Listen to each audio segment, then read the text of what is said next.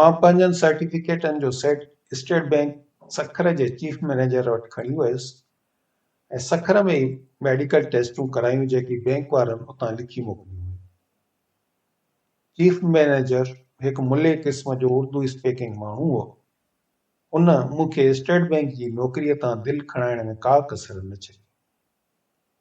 उन जे चवण जो मतिलबु इहो हो त यूनिवर्सिटीअ जी नौकरी आसान ऐं आराम वारी आहे, जॾहिं त स्टेट बैंक जी नौकरी ॾुखी ऐं मसरूफ़ आहे। ख़ैर, मां हुन जे ॻाल्हियुनि जो को बि असरु क़बूल न कयो। उन ओरिजिनल सर्टिफिकेट ॾिसी फोटो स्टेट सर्टिफिकेट पाण वटि रखिया ऐं पननि जो हिकु वॾो दस्तो मूंखे ॾिनो जेकी मुख़्तलिफ़ फॉर्म हुया उहे मूंखे भरणा पिया।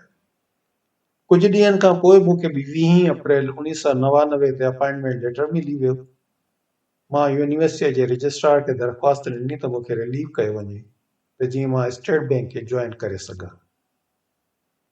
हफ़्तो खनि गुज़री वियो, का वरंदी न मिली त रजिस्ट्रार खां पाण मालूम करण वयुसि, जंहिं ते हुन ॿुधायो त मुंहिंजो केस वाइस चांसलर खे मोकिलियो वियो आहे, जेको संदसि टेबल ते ई पियल आहे।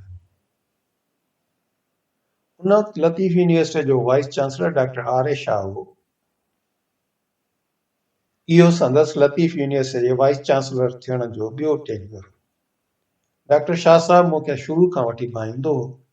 मां जॾहिं लतीफ़ कैंपस में लेक्चरर थी आयो हुउसि त उन वक़्तु शाह नवाज़ आरबाणी साहब प्रो वाइस चांसलर हुयो ऐं कुझु वक़्त खां पोइ डॉक्टर R.A. शाह साहब प्रो वाइस चांसलर थी आया ऐं यूनिवर्सिटी थियण खां पोइ पहिरियों वाइस चांसलर बि डॉक्टर R.A. शाह ई थियो।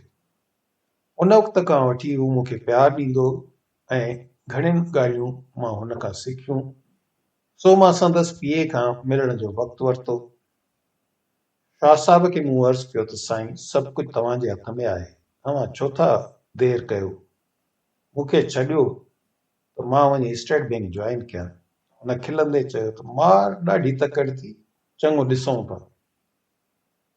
उन चङो ॾिसूं था के चङा ॾियारा गुज़री विया, पर को बि खड़तेल न निकितो।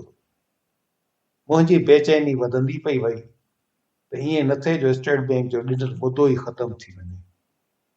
हर 2-3 ॾींहंनि खां पोइ VCA जी ऑफिस मां मालूम कंदो रहियुसि, पर पीए मरहूम बरकत कुरैशी सदाईं खिलंदे जवाबु ॾींदो, साईं अञा न। हिकु ॾींहुं ऑफिस टाइम खां पोइ वरी वञी शाह साहब सां मिलियुसि। इन भेरे हुन चयो त मुंहिंजो केस हू ईंदड़ सिंडिकेट जी मीटिंग में रखंदो। मूं खेसि चयो, साईं, तव्हां वाइस चांसलर आहियो, तव्हां मूंखे छॾे सघो था, पोइ भली तव्हां सिंडिकेट खां अप्रूवल वठिजो। उन वराणियो त मां जेको कुझु कयां थो तुंहिंजी बहितरीअ लाइ आहे, वक़्तु अचण ते तोखे ख़बर पवंदी। यूनिवर्सिटीअ जी सिंडिकेट में उस्तादनि जा 4 नुमाइंदा हूंदा आहिनि, यानी lecturer, assistant professor, associate professor ऐं प्रोफेसर, जेकी इलेक्शन जे ज़रिए चूंडिया वेंदा आहिनि। इतफ़ाक़ सां उन भेरे 4 ई चूंडियल नुमाइंदा असांजी धुर जा हुया।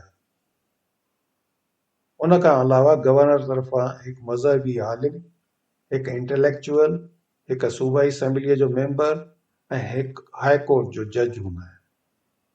उन वक़्तु मज़हबी आलिम मुफ्ती मोहम्मद रहीम सिकंदरी, डॉक्टर तनवीर अब्बासी इंटेलेक्चुअल, ओस बश महर MPA ऐं सिंध हाई कोर्ट जो जस्टिस अब्दुल हमीद डोगर हुया। मूंखे सभ खां वधीक ख़ौफ़ डोगर साहब खां हो, छो जो हू उस्तादनि जी ॿी धुर खे वेझो सम्झियो वेंदो। मां लफ़्ज़ धुर इन करे इस्तेमालु कयो आहे त उस्तादनि जा मुख़्तलिफ़ टोला हूंदा आहिनि। उन वक़्तु 2 टोला हूंदा हुया। हिक जी मैडम नीलूफर शेख अॻुवाणी कंदी हुई, ॿिए टोले जी अॻुवाणी उन वक़्तु प्रोफेसर मोहम्मद नवाज़ चंड जे हथ हेठि हुई। उन करे मूं लिखियो त सिंडिकेट लाइ नुमाइंदा professor madam Nilofar Shaikh, associate professor ते पाण, असिस्टेंट प्रोफेसर ते लुत्फ़ुल्लाह पुलपोट्रो ऐं लेक्चरर ते नूर शाह हुया। सिंडिकेट जी मीटिंग खां अॻु वरी वञी VC साहब सां मिलियुसि। खेसि पंहिंजे कम जी पारत कई। उन चयो त ॿाहिरनि मेंबरनि खे हू संभाले वठंदो, बाक़ी मूंखे पंहिंजनि उस्ताद मेंबरनि जे संभालण जो चयो। ख़ैर सिंडिकेट वारो ॾींहुं बि अची पहुतो।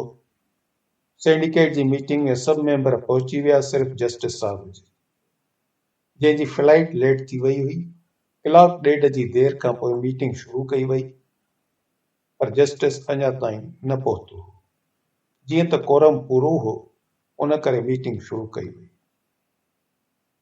एजेंडा ते जेके आइटम रखियल हुआ, वारे वारे सां उहे बहस हेठि आंदा विया ऐं उन्हनि खे पास कयो वियो। पोइ वारो आयो मूं वारे केस जो।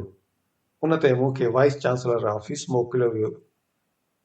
अञा उते सही नमूने वेठो बि न हुयुसि त पटेवालो आयो त तव्हांखे मीटिंग में सॾु ॾिनो। जीअं ई कमरे में दाख़िल थियुसि त डॉक्टर तनवीर अब्बासी खिलंदे चयो, इसाक तो वारो कमु न थियो। सभिनी जे मुंहं ते मुर्क हुई। ख़ैर ॿी एजेंडा बि मुकमिल कई वई। जस्टिस साहब मीटिंग जी आख़िर ताईं न पहुची सघियो। यादि रहे त उन वक़्तु मोबाइल फ़ोनियूं अञा न आयूं हुयूं, शायदि पेजर अची चुको हो।